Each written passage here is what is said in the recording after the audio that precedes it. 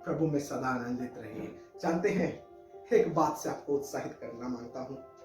आज की इस शाम को जब प्रभु की दया हम पर हुई है और आपसे बातें कर रहा हूं, जानते हैं आज हम बात करने जा रहे हैं मसीही दौड़।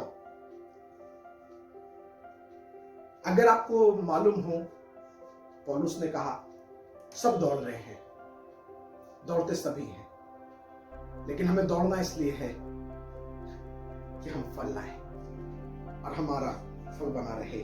मैं एक बात से आपको उत्साहित करना चाह रहा हूं। पहला कुरिन्थियों 9 अध्याय इसके 24 पद में कुछ इस प्रकार से लिखा हुआ है, क्या तुम नहीं जानते कि दौड़ में तो दौड़ते सभी हैं, परंतु इनाम एक ही ले जाता है। तुम वैसे ही दौड़ो कि जीतो। आमीन। हमें दौड़ना ऐसे है कि हम जीते, लेकिन एक बात आज से आपसे पूछना चाहता हूं। पिता ने मुझसे कही, क्या ये दौड़ आपकी परमेश्वर पिता को जिताने के लिए है या खुद को जिताने के लिए? आप दौड़ किस लिए रहे हैं? आपके दौड़ने का उद्देश्य क्या है? क्या आप दौड़ते इसलिए हैं कि लोग आपको जाने, आपकी चर्चा हो, लोग जाने कि आप बहुत अच्छी दौड़ में हैं, आप सक्सेस हैं, लोग आपकी चर्चा करें? क्या आप ये चाहते हैं या आप ये चाहते हैं कि दौड़ में आप दौड़ रहे हो, लेकिन आपके द्वारा प्रभु जीते, सामर्थ्य पिता जीते, और जब आप दौड़ के जीत जाएं तो लोग कहें सच में इसने परमेश्वर पिता को जिता दिया?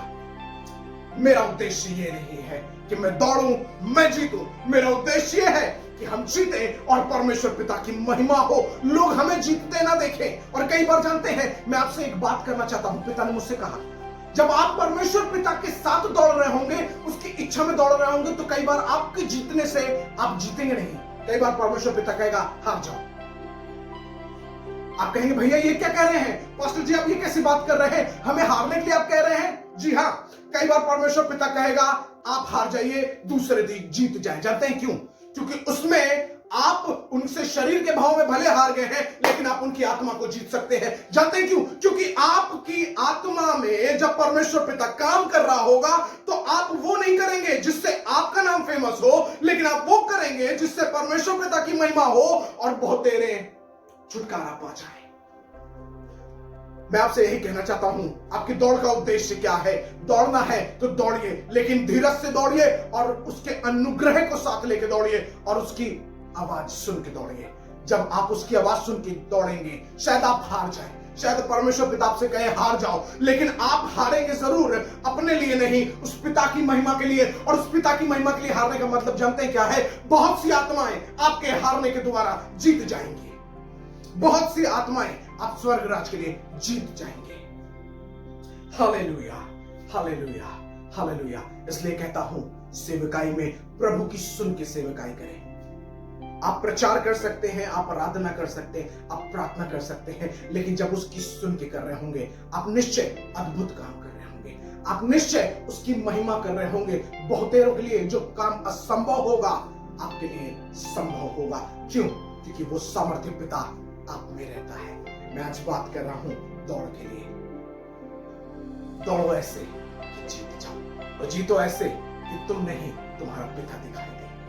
जैसे पौलुस कहता है, अब मैं जीवित नहीं रहा, मसीह यीशु मुझ में जीवित है। No more I live in him, he lives in me. वो मुझ में रहता है, मैं उसमें रहता हूं। उस अभिषेक में जीतिए, और जब आप जीतेंगे, आप निश्चय बहुत सी आत्माओं को जिता ले आएंगे। अगर मैं इस बारे में कहूं दौड़ने के लिए, क्योंकि यीशु मसीह जब अपनी देह में था, उसने परमेश्वर पिता की इच्छा पूरी करी। चाहता तो लोगों को वो हरा सकता था। चाहता, बाइबल कहती है, इस विषय में चर्चा करती है, कहती है अगर वो चाहता तो स्वर्ग से पलटन उतरती और सब नाश हो जाते। कोई प्रभु यीशु मसीह का कुछ नहीं बिगाड़ सकता था। लेकिन मालूम है, वो जीत इसलिए नहीं रहा था, उसको जीतने का शौक इसलिए नहीं था कि वो जीतना चाहता है। वो अपने पिता को जिताने के लिए भाग रहा था। उसका लक्ष्य परमेश्वर पिता को जिताने के लिए था। और मालूम है, जब वो मरा, पवित्र जीवन जीने के बाद भी लोगों ने उसको दुख दिया और वो क्रूस पर चढ़ाया गया। मालूम कहा, हे पिता, मैं अपनी आत्मा तेरे हाथों में सौंपता हूं।